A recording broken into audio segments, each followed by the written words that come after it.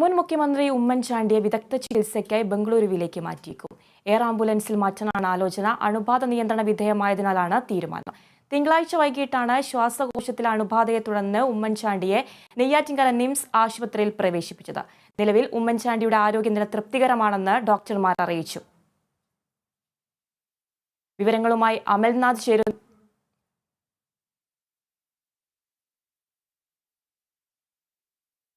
Reserve ബാങ്കിന്റെ സുപ്രധാന പണനയ തീരുമാനം ഇന്ന് പ്രഖ്യാപിക്കും. അടിസ്ഥാന പലിശ നിരക്ക് റിസർവ് ബാങ്ക് ഇനിയും വർദ്ധിപ്പിക്കുമോ എന്നടക്കമുള്ള കാര്യങ്ങൾ ഇന്നറിയാം.